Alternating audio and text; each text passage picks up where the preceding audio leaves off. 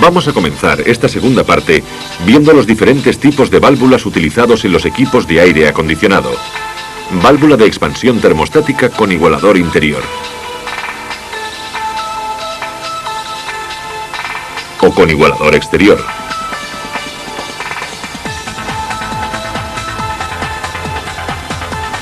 Válvula de expansión termostática del tipo H.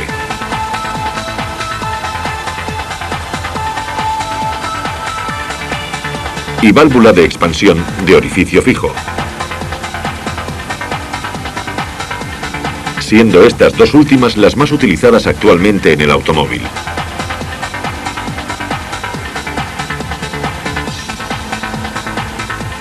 Veamos la válvula con igualador interior. Compuesta por el capilar con el sensor de tipo bulbo o de serpentín.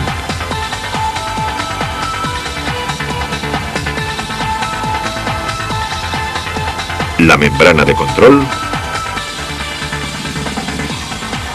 y la válvula de bola.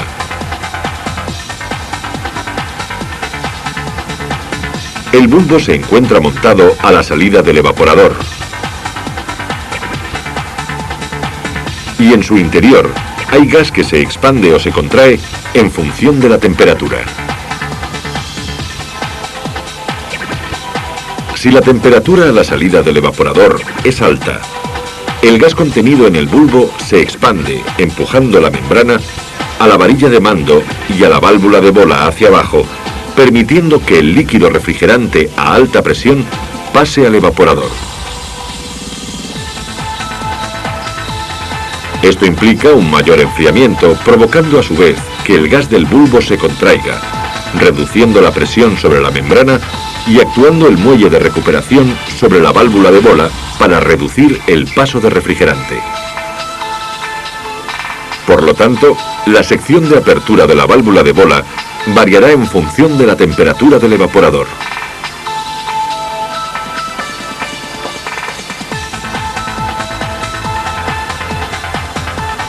Es importante resaltar que la parte inferior de la membrana está comunicada con la presión existente a la entrada del evaporador a través de un canal. De esta forma, se contrarresta la presión de apertura de la válvula con la presión de evaporación.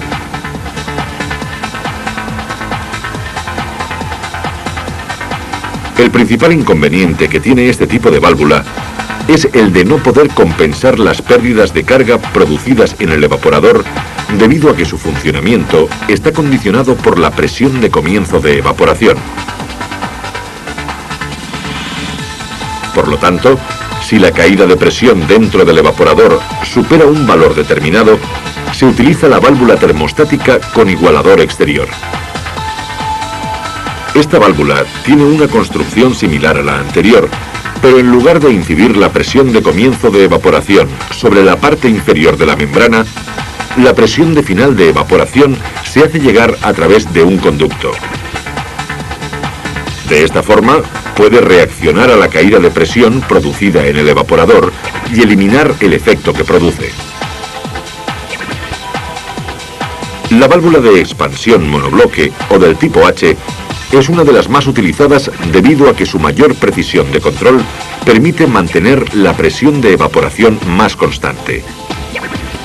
En la parte exterior podemos ver el cuerpo de la válvula, el bulbo sensor y los conductos del refrigerante. La entrada desde el acumulador deshidratador. La salida hacia el evaporador. El retorno desde el evaporador. Y la salida hacia la aspiración del compresor. En el interior podemos ver la membrana, el soporte de la misma, la varilla de mando, la válvula de bola su soporte, el muelle de empuje y el casquillo de retención. El líquido refrigerante que viene del acumulador fluye a través del asiento de la válvula de bola hacia el evaporador, retornando nuevamente a la válvula de expansión. La temperatura del gas, al atravesar este conducto, incide directamente sobre el sensor, y este se la transmite al refrigerante que se encuentra encerrado en la parte superior de la membrana. Si la temperatura del gas proveniente del evaporador es elevada, a través del sensor calentará el refrigerante del bulbo y se expandirá, provocando el desplazamiento de la válvula de bola a través de la membrana y la varilla corredera. El aumento de la sección de paso permite un mayor flujo de refrigerante al evaporador. Este se enfría y la temperatura del gas desciende. Como podemos ver, esta válvula también funciona con la temperatura y la presión de final de evaporación, pudiendo compensar, por tanto, las pérdidas de carga producidas en el evaporador.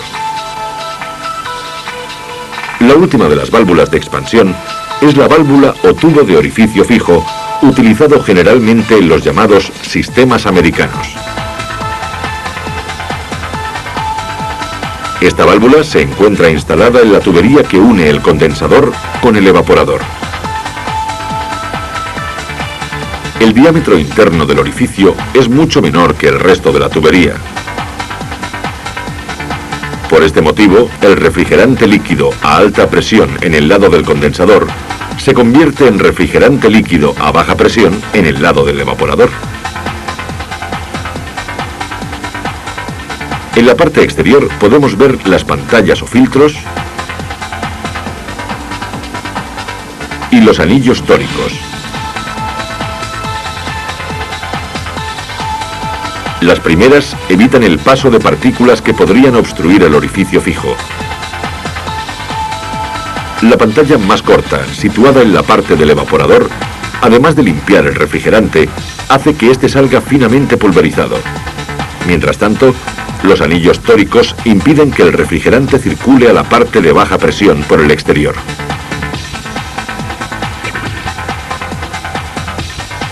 Los equipos de aire acondicionado que incorporan este tipo de válvula montan el acumulador deshidratador, también llamado acumulador de succión, en el lado de baja presión, entre el evaporador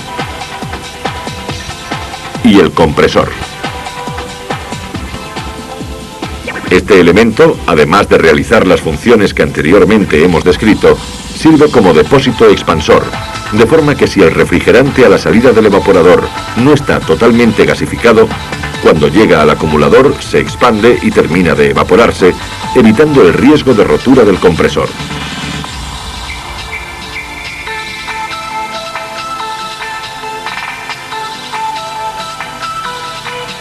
Como vemos, las válvulas de expansión inyectan la cantidad de refrigerante necesaria para una evaporación óptima. Por tanto, el siguiente paso consistirá en realizar dicha evaporación. Evidentemente, el elemento encargado de llevar a cabo esta función es el evaporador. Su posición de montaje dentro del circuito se realiza en el lado de baja presión, entre la válvula de expansión y el compresor. Y en los sistemas americanos, entre la válvula de orificio fijo y el acumulador deshidratador. El evaporador es un intercambiador de calor compuesto por un conjunto de tubos de aluminio, cobre o zinc para el refrigerante R12 y de aluminio para el R134A, ensamblados con aletas de forma ondulada para aumentar la superficie de evaporación. Como consecuencia de la expansión, el líquido disminuye bruscamente su presión y temperatura, vaporizándose en ese instante aproximadamente un 20%. El cambio de estado se produce al hacer pasar por las aletas del condensador el aire del exterior, Este, al encontrarse a una temperatura superior a la del refrigerante, le cede una importante cantidad de calor, elevando su temperatura y terminando la vaporización. El desplazamiento del aire se realiza a través de un soplador o turbina montada en el mismo bloque evaporador, desde donde, una vez enfriado, es canalizado y distribuido por el interior del habitáculo.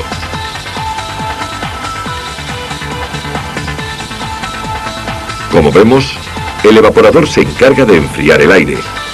Sin embargo, además de esta, debemos atribuirle otras funciones que contribuyen a completar el ambiente agradable del habitáculo. Estas son la deshumidificación y el filtrado del aire. Cuando se produce la evaporación, los tubos y las aletas del evaporador se enfrían. El aire que pasa a través de ellos también se enfría y la humedad que contiene se condensa sobre las aletas, formando gotas de agua que posteriormente son canalizadas al exterior del vehículo.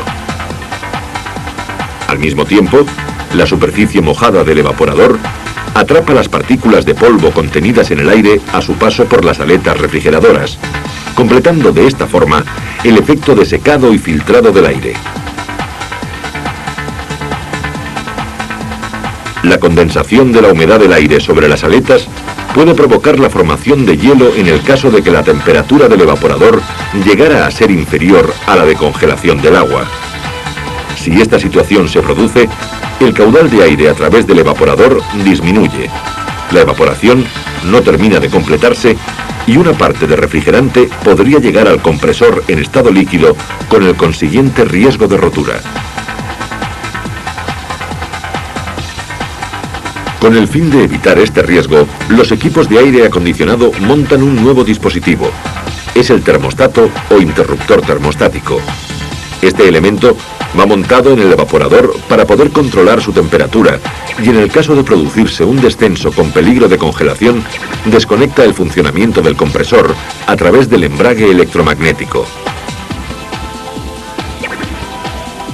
Los dos tipos más empleados son el termostato electromecánico y el termostato electrónico. El termostato electromecánico está compuesto por un capilar y un bulbo sensor introducido en la parte más fría del evaporador, de forma que pueda medir la temperatura de las aletas y del aire que fluye a su través.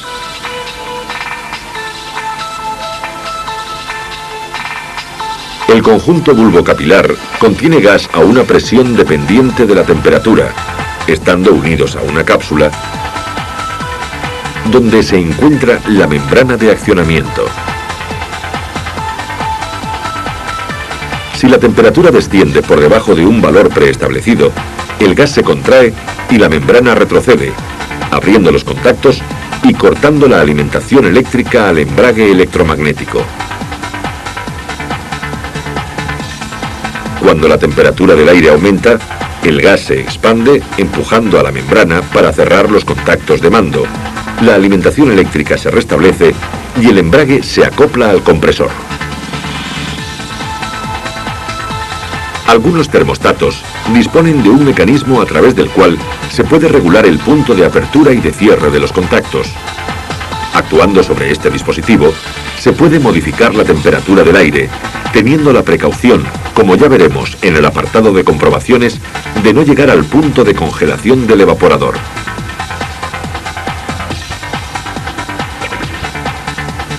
El termostato electrónico, también llamado por algunos fabricantes interruptor de deshielo, realiza la misma función que el electromecánico. En lugar de tubo capilar, incorpora una sonda compuesta por una resistencia del tipo NTC. El dispositivo de accionamiento también ha sido sustituido por un módulo electrónico que se encarga de controlar el funcionamiento del embrague electromagnético. Al accionar el interruptor de aire acondicionado, entra en funcionamiento el circuito de control del módulo electrónico, el cual recibe información de la temperatura de las aletas del evaporador y del aire que fluye a su través. Si la temperatura captada por el sensor es inferior a 1 grado, el módulo interrumpe la alimentación eléctrica al embrague electromagnético y el compresor deja de funcionar. En el instante en que el sensor envía al módulo la señal correspondiente a una temperatura superior a 4 grados, el circuito de control reactiva nuevamente la alimentación eléctrica al embrague del compresor, permitiendo su funcionamiento. En la configuración de los sistemas de aire acondicionado, podríamos catalogar el termostato como un elemento de seguridad. Además de este, existe otro dispositivo llamado presostato, que tiene la misión de proteger el equipo en el caso de que exista un funcionamiento anormal de alguno de sus componentes. Los diferentes tipos de presostatos son presostato de máxima, presostato de mínima y presostato de 3 funciones. Veamos cada uno de ellos. El presostato de máxima se encuentra normalmente montado en la botella deshidratadora y su función es la de cortar el funcionamiento del compresor cuando la presión de alta alcanzada en el sistema es de unos 25 kilos por centímetro cuadrado, evitando de esta forma dañar las tuberías, el condensador o incluso el propio compresor. Tan pronto como la presión en el circuito descienda a un valor de 20 kilos por centímetro cuadrado, el presostato restablecerá el circuito eléctrico permitiendo de nuevo el funcionamiento del compresor. La función que tiene el presostato de mínima es la de detectar las caídas de presión producidas en el lado de alta presión. El control del descenso de presión permite prevenir el agarrotamiento del compresor debido a una mala lubricación provocada por la falta de gas y aceite dentro del circuito. Si la presión en el circuito de alta desciende por debajo de 2,2 kilos por centímetro cuadrado, el presostato de mínima interrumpe el funcionamiento del compresor. Cuando la presión supera